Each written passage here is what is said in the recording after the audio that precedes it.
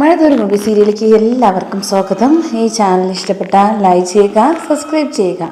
വൈജയന്തിയാണെങ്കിൽ സ്വന്തം വീട്ടിൽ പോകാൻ വേണ്ടി ഒരുങ്ങാൻ വേണ്ടി നിൽക്കുക. എന്തായാലും അവിടെ ഇപ്പോൾ നിന്ന് മതിയായി എന്ന് മനസ്സിലാക്കുകയാണ് ചെയ്യുന്നത്. അത് ശിവൻ പറയുന്നുണ്ട്, എന്തായാലും അവളുടെ സ്വഭാവം അനുസരിച്ച് ഇനി കുറച്ച് ദിവസമേ അവളോട് നിൽക്കുകയുള്ളൂ, അല്ലായെങ്കിൽ അമ്മയെ ഓർത്ത് അമ്മയടുത്ത് പറയുകയും ചെയ്യുന്നുണ്ട്. ഇവിടെയാണെങ്കിൽ ഓരോരുത്തരെ പെരുമാറ്റം പിടിക്കുന്നില്ല എന്ന് പറഞ്ഞ് ആഹാരം പോലും കിട്ടാത്ത അവസ്ഥയെ വേണമെങ്കിൽ സ്വന്തമായിട്ട് അടുക്കളയിൽ കയറണം എന്നൊക്കെ വൈജ പറയുന്നത് ഞാൻ കേട്ടായിരുന്നു എന്ന് ശിവൻ പറയുന്നുണ്ട് ബാലചന്ദ്രൻ്റെ അടുത്ത്. അത് അവൾക്ക് അങ്ങനെ തന്നെ വേണം. എന്തായാലും ആ വീട്ടിൽ നിന്ന് ഇറങ്ങിപ്പോകേണ്ട കാര്യം ഉണ്ടായിരുന്നോ? എന്തായാലും സ്വന്തം വീടായിരുന്നാലും ഒരിടത്തും ഒരു സ്വാതന്ത്ര്യം കാണില്ലെന്ന് അവൾക്ക് അറിഞ്ഞൂടല്ലോ എന്നൊക്കെ പറയുന്നുണ്ട്. എന്തായാലും തിരിച്ച് അവൾ വരുമെന്ന് പറയുകയും ചെയ്യുന്നുണ്ട് ശിവൻ. അപ്പോഴത്തേക്കും ബാലചന്ദ്രൻ പറയുക, അതങ്ങനെയൊന്നും വരത്തൊന്നുമില്ല, എന്തായാലും അവരുടെ വാശി നിങ്ങൾക്കറിയാമല്ലോ, നിങ്ങൾ പെങ്ങളാണല്ലോ എന്നൊക്കെ പറയുന്നുണ്ട്. അങ്ങനെ എന്തായാലും തീരുമാനിക്കുകയും ചെയ്യുന്നുണ്ട് അലീന ആ വീട്ടിൽ ഇറങ്ങാൻ പോകാൻ. അതിനു മുമ്പ് ബാലചന്ദ്രൻ അച്ഛനെ തേടി യാത്ര പോകുമ്പോൾ ഗംഗാധരനെയൊക്കെ വിളിക്കുന്നുണ്ട്. എന്തായാലും ഇനി 27 വർഷത്തിൻ്റെ ഏറ്റവും വലിയ ഒരു അവസാനം എത്തിയിരിക്കാൻ പോവുക. എന്തായാലും ഇനി എൻ്റെ ജീവിതത്തിൽ ഈ വൈജ ഉണ്ടാവില്ല, അത് സത്യമായിട്ടുള്ള കാര്യമാണ്. അവളെ അച്ഛനെ ഏൽപ്പിച്ചിട്ട് ഞാനാണെങ്കിൽ എൻ്റെ കൂടെ ഇനി അവൾ ഉണ്ടാകില്ല, അതാണ് എൻ്റെ തീരുമാനം എന്ന് പറയുന്നുണ്ട്. ഇത് കേട്ടത് ഗംഗാധരൻ പറയുക, എന്തായാലും പഴയ ജീവിതം മറന്നുകൊണ്ടാണ് ബാലചന്ദ്രനെ സ്വീകരിച്ചത്, ഇനി അങ്ങനെ ഉപേക്ഷിക്കേണ്ടത് നല്ല കാര്യമൊന്നുമല്ല എന്നൊക്കെ ഗംഗാധരൻ പറയുന്നുണ്ട്.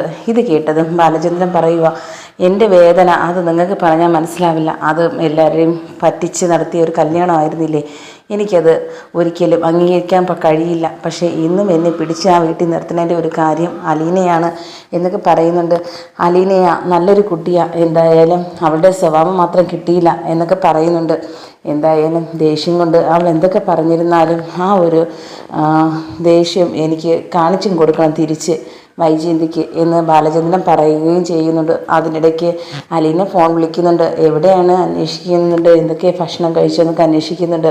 അപ്പോഴത്തേക്ക് അലീന അടുത്ത് പറയുക, മോളെ ഞാൻ പോകുന്നൊരു നീണ്ട യാത്ര, എവിടെയൊന്നും ഇല്ലാത്ത, അത് എപ്പോൾ വരുമെന്ന് പോലും പറയാൻ പറ്റില്ല. പക്ഷേ ഞാനാണെങ്കിൽ പോയതിൻ്റെ കാര്യം നിനക്ക് മനസ്സിലായെന്ന് ഞാൻ വിചാരിക്കുന്നു.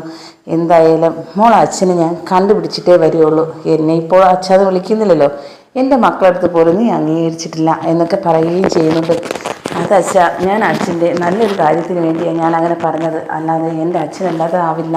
ഞാൻ ആദ്യമേ അച്ഛനെ വിളിച്ചത് ഇവിടുത്തെ അച്ഛനല്ലേ, അതുകൊണ്ട് എനിക്കത് മറക്കാൻ പറ്റില്ല എന്നും അലീന പറയുകയും ചെയ്യുന്നുണ്ട്. ഈ സമയത്ത് മനു ആണെങ്കിൽ ബാലചന്ദ്രനെ വിളിക്കുന്നുണ്ട്. അപ്പോഴത്തേക്കും പറയുക, എന്തായാലും ഇവിടെയാണെങ്കിൽ ആൻറ്റി ഇനി നിങ്ങൾ അങ്ങോട്ട് വരാൻ വേണ്ടി ദിവസങ്ങൾ എണ്ണിയിരിക്കുക, ഇവിടെ നിന്ന് മതിയായെന്നാണ് തോന്നുന്നത്, അമ്മയുടെ ഓരോ പ്രവൃത്തി കാരണേ. എന്തായാലും അത് അങ്ങനെ എന്നെ പോട്ടെന്നാണ് ഞാൻ വിചാരിക്കുന്നത്, എങ്ങനെയെങ്കിലും അങ്ങോട്ട് വരട്ടെ എന്ന് വിചാരിക്കുന്നുണ്ട്. അപ്പോഴത്തേക്കും മനു പറയുകയും ചെയ്യുന്നുണ്ട്, അലീനയ്ക്ക് താമസിക്കുന്ന ഒരിടം എന്നെ വിളിച്ച് ചോദിച്ചിട്ടുണ്ട്, ഞാനത് റെഡിയാക്കി കൊടുക്കും. പക്ഷേ എനിക്കിഷ്ടം എൻ്റെ വീട്ടിലോട്ട് കൊണ്ടുപോകാനാണ്, മുത്തശ്ശി നോക്കാമെന്ന് പറഞ്ഞ് കൊണ്ടുപോകാമല്ലോ, അല്ലെങ്കിൽ ഞാൻ കെട്ട് കഴിഞ്ഞ് കൊണ്ടുപോകാനാണ് എനിക്ക് ആഗ്രഹമെന്ന് പറയുന്നുണ്ട്. അതെനിക്കറിയാമല്ലോ നിൻ്റെ കാര്യം, നീ അത് നല്ല രീതിയിൽ നടത്തുമെന്ന് എനിക്കറിയാം.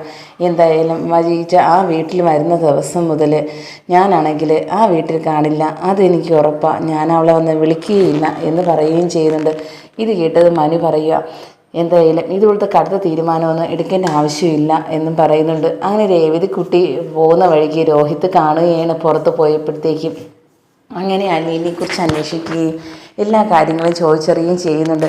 ഇത് കേട്ടത് രേവതി പറയുക, നിങ്ങളെല്ലാവരെയും അലീന ചേച്ചിക്ക് ഒരുപാട് മിസ് ചെയ്യും, സ്വന്തം വീട് പോലെ നോക്കുന്നത് എന്നൊക്കെ എല്ലാം രേവതിക്കുട്ടി പറയുന്നുണ്ട് രോഹിത്തിൻ്റെ അടുത്ത്.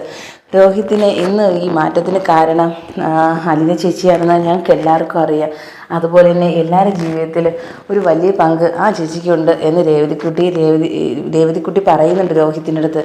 രോഹിത്ത് പറയുക, എല്ലായിടത്തും അതുപോലെ തന്നെയാണ് ജോലിക്കാരി എന്ന രീതിയിലല്ല പെരുമാറുന്നത്, അതുപോലെ തന്നെ സ്വന്തം വീട്ടുകാരെ പോലെ നോക്കുന്ന ഈ ചേച്ചി ഞങ്ങൾക്ക് വിടാൻ താല്പര്യമില്ല, പക്ഷേ എന്തായാലും പോകണമെന്ന് പറഞ്ഞാൽ നിൽക്കുന്നത് എന്ന് പറയുകയും ചെയ്യുന്നുണ്ട്. ഇത് കേട്ടത് രേവതിക്കുട്ടി പറയുക, അത് കുറേ സത്യങ്ങളുണ്ട്, അതാണെങ്കിൽ മനസ്സിലാക്കുമ്പോഴത്തേക്ക് നിങ്ങൾക്ക് എല്ലാവർക്കും സന്തോഷമാവുകയും ചെയ്യും, പക്ഷേ അത് ചിലവർക്കത് വലിയ വേദന ഉണ്ടാക്കുകയും ചെയ്യുന്നുണ്ട് എന്നൊക്കെ പറയുന്നുണ്ട്.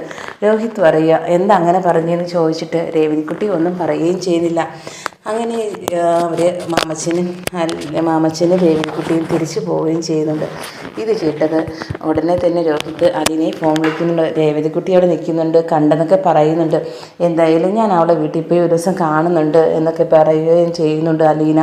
അങ്ങനെ അലീനയാണെങ്കിൽ ഓരോ കാര്യത്തിനും എപ്പോഴും ആശ്രയിക്കുന്നത് ഇവരെല്ലാവരെയാണ്. രേവതിക്കുട്ടിയാണെങ്കിൽ വലിയൊരു സ്നേഹത്തോടെ പെരുമാറുന്നത് കൊണ്ട് മാത്രമാണ് ഇന്നും അവിടെ നിൽക്കുന്നത് തന്നെ മാമച്ചൻ്റെ വീട്ടിൽ. അതുപോലെ തന്നെ ശരണ്യെ പുതിയ ജീവിതത്തിൽ കൊണ്ടുവരാൻ വേണ്ടി വലിയ പങ്കാണ് വഹിച്ചത് എന്ന് ബാലചന്ദ്രൻ പറയുന്നുണ്ട് ഗംഗാധരൻ്റെ അടുത്ത്. അത് ആ കുട്ടിയുടെ നല്ല മനസ്സാണ്. ഇന്ന് അവൻ പുരോഹിത് പഠിക്കാൻ വേണ്ടി പോണതിന് കാരണവും അലീന തന്നെയാണ്. ഞാൻ പോയിട്ട് പോലും ശരിയാത്ത കാര്യം അവൾ ശരിയാക്കിയെടുത്തത് അത് അവളുടെ മിടുക്ക് തന്നെയല്ലേ എന്നൊക്കെ പറയുന്നുണ്ട്. ഗംഗാധരൻ പറയുക, അത് നല്ല കുട്ടി തന്നെയാണ്, എന്തായാലും ആ വീട്ടിൽ നിൽക്കട്ടെ എന്ന് ഞാനും പ്രാർത്ഥിക്കുന്നു എന്ന് ഗംഗാധരൻ ബാലചന്ദ്രൻ്റെ അടുത്ത് പറയുന്നുണ്ട്.